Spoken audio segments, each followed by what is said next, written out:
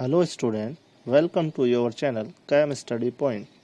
और आज मैं आपके लिए लेकर आया हूँ बहुत ही इंटरेस्टिंग और इम्पोर्टेंट वीडियो, जिसमें आप जानेंगे क्रिस्टल लैटिस और यूनिट सेल के बारे में, और साथ ही आप जानेंगे टाइप ऑफ यूनिट सेल के बारे में। अगर आप हमारे चैनल पर नए हैं तो चैनल को सब्सक्राइब करें और बेल आइकन को प्रेस करें ताकि आने वाले वीडियो की नोटिफिकेशन आपको मिलते रहें।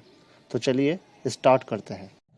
क्रिस्टल जालक इट मीन्स क्रिस्टल लैटिस के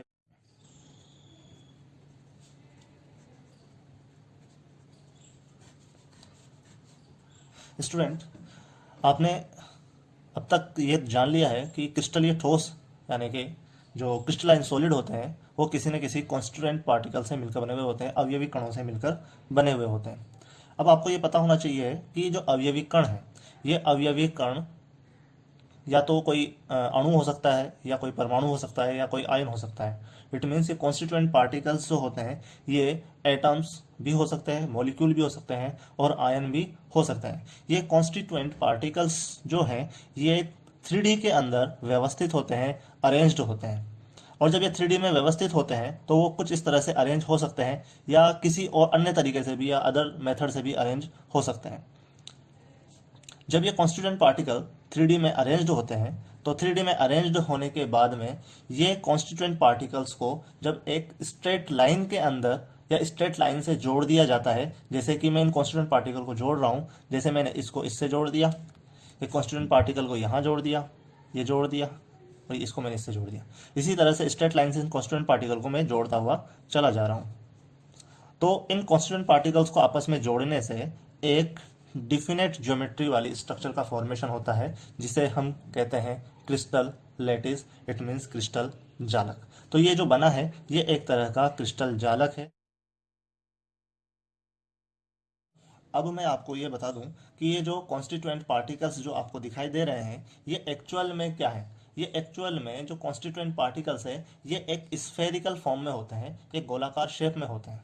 अगर मैं इस फेस को अलग से सेपरेट कर कर दिखाना चाहूँ तो वो कुछ इस तरह का दिखेगा। जैसे इस कॉन्स्टिट्यूएंट पार्टिकल को मैंने बना लिया कुछ इस तरह से, इस कॉन्स्टिट्यूएंट पार्टिकल को बना लिया मैंने कुछ इस तरह से, और इस कॉन्स्टिट्यूएंट पार्टिकल को बना लिया मैंने कुछ इस तरह से, और इसको बना लिया मैंने कुछ इस तरह से। और इनके न्यूक्लियस जो है वो यहाँ पर अरेंज है। अब अगर इनके न्यूक्लियस को मैं आपस में जोड़ता हूँ तो ये बन गई इस क्रिस्टल लैटिस की फेस, इस फलक। इसी तरह से ये जो दूसरी फेस है, जो दूसरा फलक है, वो भी इसी तरह से बना हुआ होता है। इसी तरह से जो ऊपर वाला जो फलक है वो भी इसी तरह का बना हुआ होता है, इधर का फलक भी इसी तरह से मिलकर बना हुआ होता है। तो आप यूँ समझ सकते हैं कि अगर मैं इस पूरी स्ट्रक्चर को अगर कॉन्स्टिट्यूएंट पार्टिकल्स को स्फेरिकल फॉर्म में लेते हुए बनाता तो ये स्ट्रक्चर काफ़ी जटिल हो जाती, कॉम्प्लेक्स हो जाती, और आपको समझने में बहुत ही ज़्यादा मुश्किल होती। इसी वजह से हम क्या करते हैं, इन कॉन्स्टिट्यूएंट पार्टिकल्स के केवल लैटिस पॉइंट लेते हैं, जालक बिंदु लेते हैं, यानी कि ये स्फेयर के जो न्यूक्लियस है इन न्यूक्लियसों को ही कहा जाता है जालक बिंदु, लैटिस पॉइंट, या जालक स्थल कहा जाता है। हम इसको इस तरह से भी डिफाइन कर सकते हैं, क्रिस्टलीय ठोस के अवयवी कणों, क्रिस्टलाइन सॉलिड के कॉन्स्टिट्यूएंट पार्टिकल्स, अवयवी कणों जो अणु, परमाणु और आयन हो सकते हैं। इट मीन्स ये कॉन्स्टिट्यूएंट पार्टिकल्स एक मॉलिक्यूल, एटम और आयन हो सकता है। इन अवयवी कणों को जालक बिंदु के रूप में प्रदर्शित करते हैं, लैटिस पॉइंट की फॉर्म में, लैटिस पॉइंट की फॉर्म में रिप्रेजेंट करते हैं, जालक बिंदु के रूप में प्रदर्शित करते हैं। इन जालक बिंदुओं को इन जालक बिंदुओं को 3D में, त्रिविम में, इन जालक बिंदुओं को त्रिविम में सीधी रेखा द्वारा, त्रिविम में सीधी रेखा द्वारा जोड़ने पर एक निश्चित ज्यामितीय संरचना बनती है,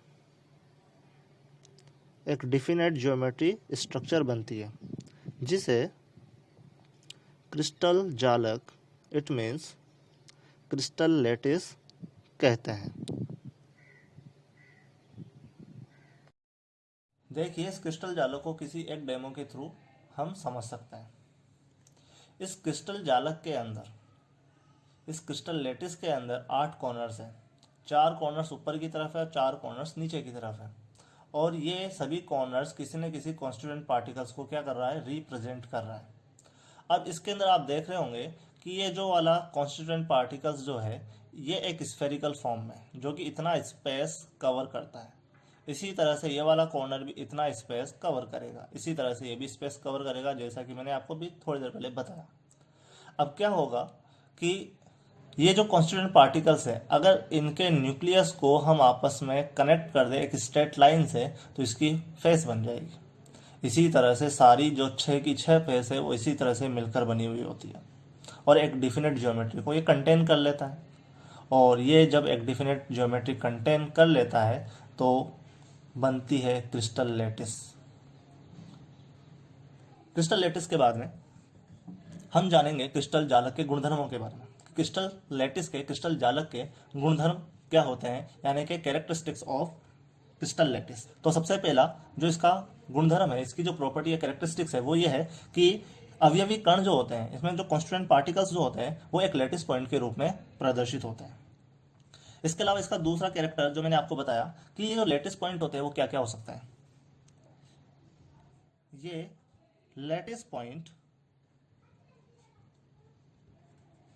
अणु, परमाणु या आयन, इन तीनों में से कुछ भी हो सकता है। और तीसरा क्या हुआ कि ये जो लैटिस पॉइंट है, इन लैटिस पॉइंटों को त्रिविम में अगर सरल रेखा से जोड़ दिया जाए, इन लैटिस पॉइंट को त्रिविम में सरल रेखा द्वारा जोड़ने पर एक निश्चित ज्यामितीय संरचना बनती है। ये इसके तीनों क्या हुए, गुणधर्म हुए। आइए अब जानते हैं यूनिट सेल यानी कि इकाई कोशिका के बारे में। यूनिट सेल, इकाई कोशिका।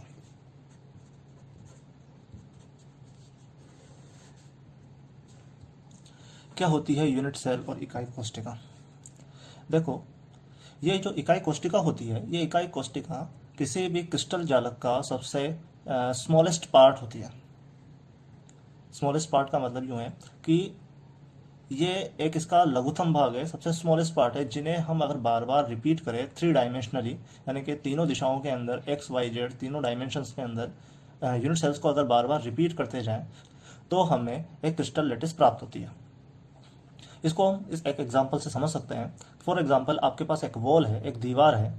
वो दीवार को आप मान लो कि ये पूरा का पूरा एक क्रिस्टल जालक है। अब आप बताइए कि दीवार किससे मिलकर बनी होती है? ईंट से। तो हर ईंट को जब बार बार रिपीट किया तो एक वॉल का फॉर्मेशन हो गया।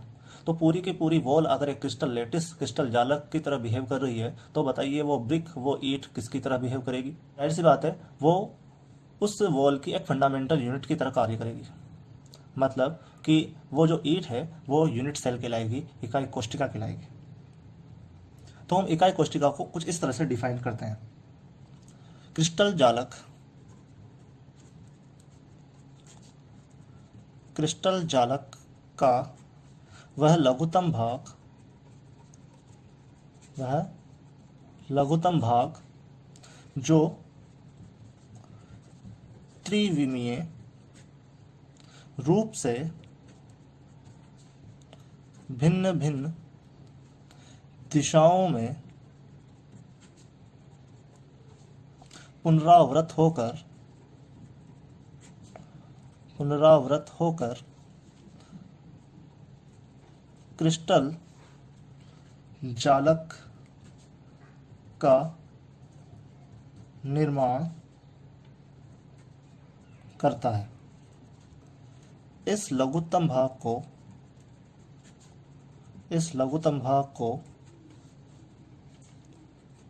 भाग को ही इकाई कोष्ठिका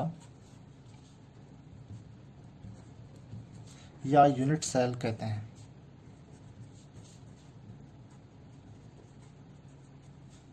आप इस इकाई कोष्ठिका को 3 डायमेंशनली भी देख सकते हैं और एक डेमो के थ्रू मैं आपको बताऊंगा कि किस तरह से इकाई कोष्ठिका आपस में मिलकर एक क्रिस्टल लैटिस का फॉर्मेशन करती है। देखिए, ये आपके सामने एक यूनिट सेल है। अगर इस यूनिट सेल को मैं रिपीट करता हूँ तो मैंने इसको एक्स डायरेक्शन में बढ़ा दिया है। मैंने क्या कर दिया है, इस यूनिट सेल को एक्स डायरेक्शन में बढ़ा दिया है। इसी तरह से मैं क्या करता हूँ कि इस यूनिट सेल को वाई डायरेक्शन में बढ़ाता हूँ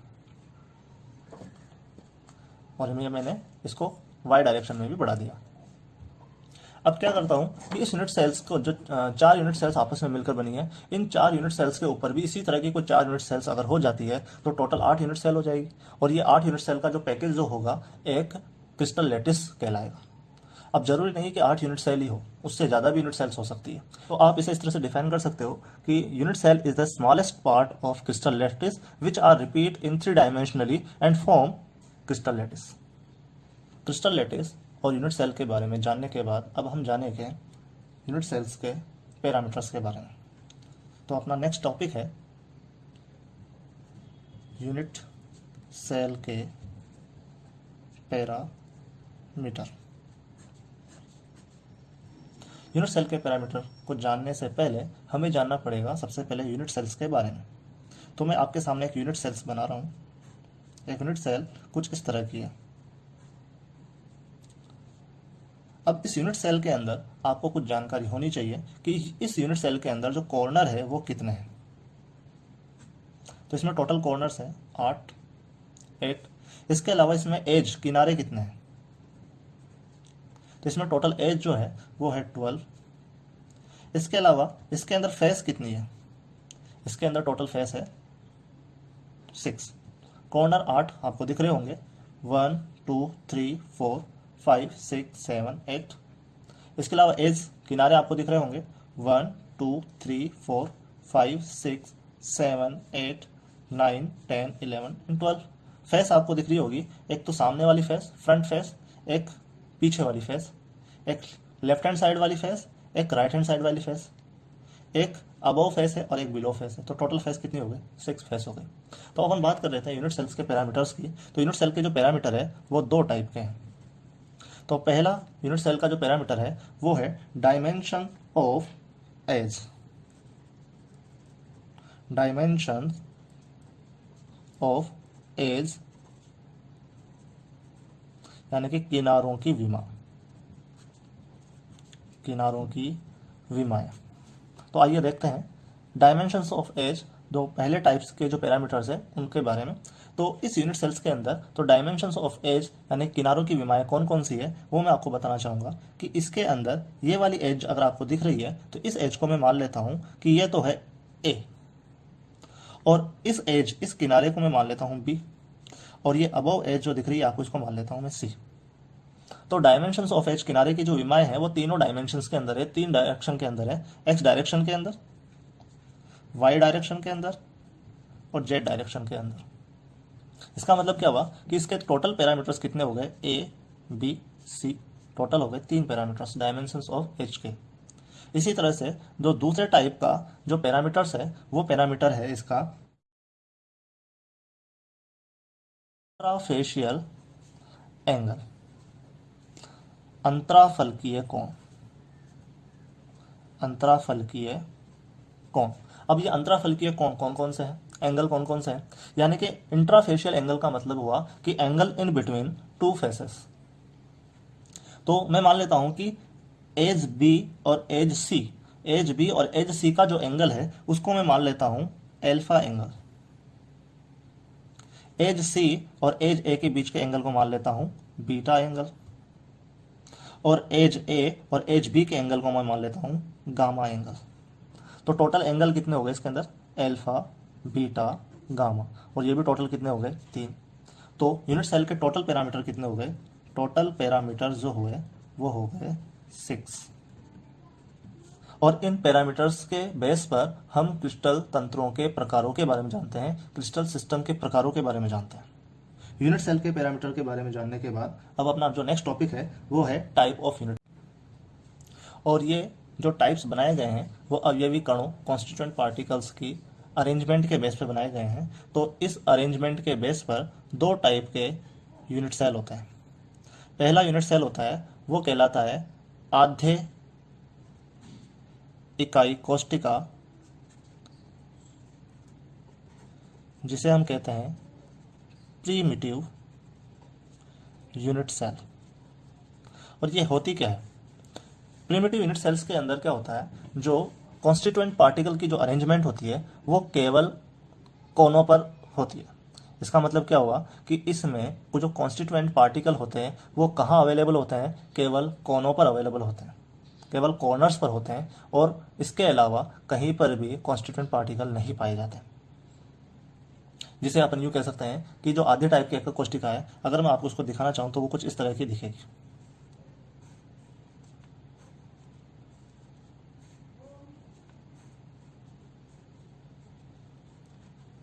इसमें जितने भी कॉर्नर्स हैं, इन कॉर्नर्स पर क्या होंगे? कॉन्स्टिट्यूएंट पार्टिकल होंगे। इसका मतलब आद्य प्रकार की एकक कोशिका में प्रिमिटिव टाइप की यूनिट सेल्स के अंदर जो अवयवी कण होते हैं वो कहाँ होते हैं? अवयवी कण केवल इकाई कोशिका के कोनों पर उपस्थित होते हैं, कोनों पर उपस्थित होते हैं। केवल कहाँ उपस्थित होते हैं? केवल कॉर्नर्स पर अवेलेबल होते हैं। देखिए इस प्रकार का जो यूनिट सेल है वो कुछ इस तरह का दिखाई देता है, और इसके अंदर जितने भी कॉर्नर्स हैं जो ये आपको दिख रहे हैं, इन्हीं कॉर्नर्स पर केवल कॉन्स्टिट्यूएंट पार्टिकल्स अवेलेबल होते हैं और कहीं पर भी कॉन्स्टिट्यूएंट पार्टिकल अवेलेबल नहीं होते हैं। तो इस कॉर्नर पर कॉन्स्टिट्यूएंट पार्टिकल होगा, इस कॉर्नर पर होगा, इस कॉर्नर पर होगा, इस कॉर्नर पर होगा, इसी तरह से इस कॉर्नर पर होगा, इस कॉर्नर पर होगा, इस कॉर्नर पर होगा और इस कॉर्नर पर होगा। तो ये है प्रिमिटिव टाइप की यूनिट सेल, आद्य प्रकार की एकक कोशिका। अब जो सेकंड टाइप है वो है केंद्रित एकक कोशिका, जिसे कहा जाता है सेंटर्ड यूनिट सेल। और सेंटर्ड यूनिट सेल क्या होती है? इस टाइप की यूनिट सेल्स के अंदर जो कॉन्स्टिट्यूएंट पार्टिकल होते हैं वो कोने पर तो अवेलेबल होते ही हैं, साथ ही साथ वो या तो अवेलेबल हो सकते हैं किसी फेस के सेंटर पर, या फिर अवेलेबल हो सकते हैं उस यूनिट सेल के बिल्कुल सेंटर में, या फिर अवेलेबल हो सकते हैं दो अपोजिट फेस के सेंटर में। यानी कि यूँ कह सकते हो आप कि इसमें अवयवी कण कोनों पर तो होते ही होते हैं, लेकिन इसके अलावा अवयवी कण या तो उपस्थित होते हैं उस इकाई कोशिका के बिल्कुल केंद्र में, या फिर होते हैं सभी फलकों के मध्य में, या फिर होते हैं दो विपरीत फलकों के मध्य में। इसका मतलब क्या हुआ कि अवयवी कण इकाई कोशिका के कोनों पर उपस्थित होते हैं, और साथ ही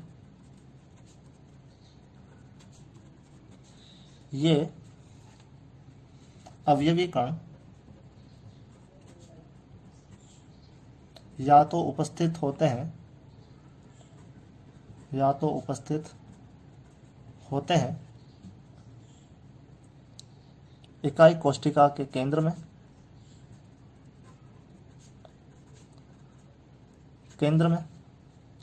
या फिर सभी फलकों के केंद्र में, या फिर दो विपरीत फलकों के केंद्र में। ये सेंटर्ड यूनिट सेल्स जो होती है इस यूनिट सेल को हम 3 पार्ट में डिवाइड करते हैं। केंद्रित यूनिट सेल को 3 भाग में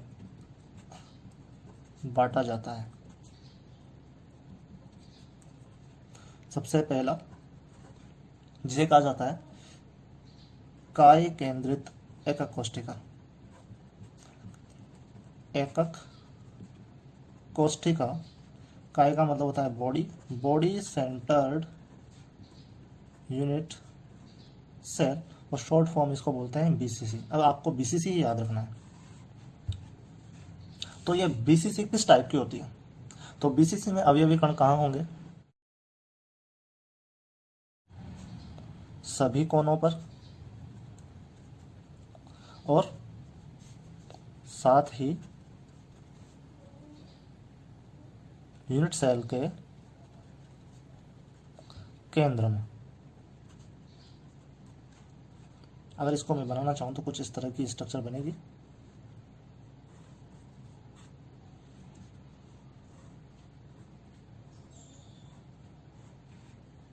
देखिए, इस यूनिट सेल के अंदर सभी कॉर्नर्स पर तो अवयवी कण है ही, यहाँ पर तो होंगे ही होंगे, लेकिन साथ में अवयवी कण कहाँ होगा? इस एकक कोशिका के अंदर जो केंद्रक बिंदु है वहाँ पर, अंदर की तरफ। यानी कि बोल सकते हो अगर ये डाइस है तो इस डाइस का जो अंदर वाला हिस्सा है उस अंदर वाले हिस्से के अंदर बिल्कुल केंद्र में होगा। यानी समझ लो कि एक वर्गाकार कमरा है, एक रूम है, और उस रूम के अंदर बिल्कुल बीचों बीच जो पॉइंट होगा, या उसी पॉइंट को कहेंगे अपन उस यूनिट सेल का केंद्र बिंदु, सेंटर पॉइंट, और वहीं पर वो क्या होगा? अवयवी कण होगा। इसे कहते हैं अपन बीसीसी टाइप की यूनिट सेल। दूसरा प्रकार है फलक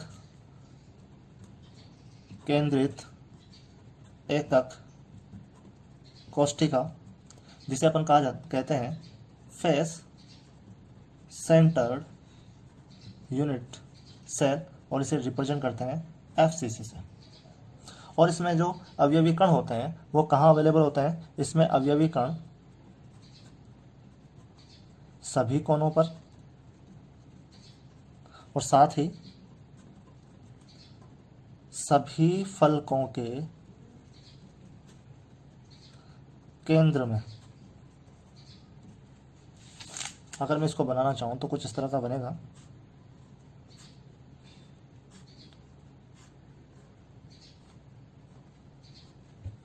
तो सभी कॉर्नर्स पर तो अवयवी कण है ही, कॉन्स्टिट्यूएंट पार्टिकल है ही, वहाँ तो होना ही है, लेकिन साथ ही कहाँ अवेलेबल होंगे? ये अपर फेस है, इस अपर फेस के सेंटर पर। ये लोअर फेस है, इस लोअर फेस के सेंटर पर। ये फ्रंट फेस है सामने वाली, उसके सेंटर में। ये बैक फेस है, उसके सेंटर में। ये राइट हैंड साइड वाली फेस है, उसके सेंटर में। और ये लेफ्ट हैंड साइड वाली फेस के सेंटर में। या इसको मैं एज्यूम कराना चाहूँ तो कुछ इस तरह से एज्यूम करा सकता हूँ कि ये आपकी एक यूनिट सेल है। इस यूनिट सेल के अंदर सभी कॉर्नर्स पर तो है ही, साथ ही साथ इस फेस के इस सेंटर में, यहाँ पर, इसी तरह से यहाँ पर, इसी तरह से यहाँ पर, इसी तरह से यहाँ पर, इसी तरह से यहाँ पर, और यहाँ पर। तो सभी फलकों के केंद्र में भी क्या होंगे? कॉन्स्टिट्यूएंट पार्टिकल्स होंगे। जबकि बीसीसी में होता क्या था कि सभी कॉर्नर्स पर तो होंगे, लेकिन साथ ही इस यूनिट सेल के अंदर की तरफ जो सेंटर पॉइंट होगा, अंदर की तरफ बीचों बीच जो पॉइंट होगा, वहां पर वो कॉन्स्टिट्यूएंट पार्टिकल अवेलेबल होगा। तो ये होता है एफसीसी टाइप की unit cell. Central unit cell का जो तीसरा टाइप है उसे हम कहते हैं अंत्य केंद्रित इकाई कोशिका। इकाई को एकक भी बोलते हैं।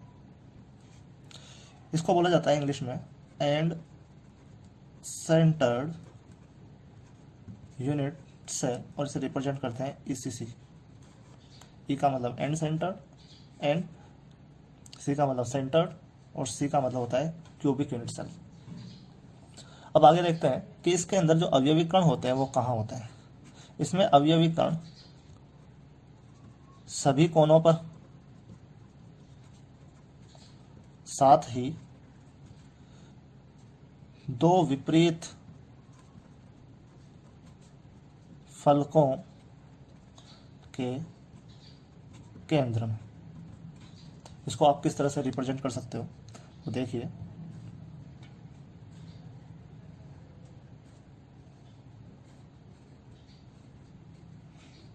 ये मैंने एक यूनिट सेल बनाई है। अगर मैंने यहाँ पर केवल कॉर्नर्स पर कॉन्स्टिट्यूएंट पार्टिकल लगा दिए तो बताइए किस टाइप की यूनिट सेल बनेगी। यस, ये प्रिमिटिव टाइप की यूनिट सेल बनेगी। तो ये किस टाइप की है? प्रिमिटिव टाइप की यूनिट सेल है। अगर इस यूनिट सेल के सेंटर में, यूनिट सेल के सेंटर में अगर कॉन्स्टिट्यूएंट पार्टिकल होगा तो किस टाइप की यूनिट सेल में कन्वर्ट हो जाएगी? Yes, you are absolutely right, BCC type की। और अगर सेंटर में ना होकर फेस के सेंटर में अवेलेबल हो, सारे फेस के सेंटर में अवेलेबल हो, तो ये किस टाइप की यूनिट सेल बन जाएगी? यस, एफसीसी टाइप की यूनिट सेल बन जाएगी। अब हम देखते हैं ईसीसी टाइप की यूनिट सेल। तो सभी कॉर्नर्स पर तो है ही, लेकिन साथ ही साथ दो अपोजिट फेस अब आप कोई सी भी सेलेक्ट कर सकते हो। आप चाहो तो अबव और बिलो वाली फेस ले लो जो दो एक दूसरे के अपोजिट है, या तो ये दोनों फेस ले लो, या फिर ले लो लेफ्ट और राइट हैंड साइड की, दोनों एक दूसरे के अपोजिट है, या ले लो फ्रंट एंड बैक वाली फेस ले लें। कोई सी भी दो फेस ले लें जो एक दूसरे के अपोजिट है।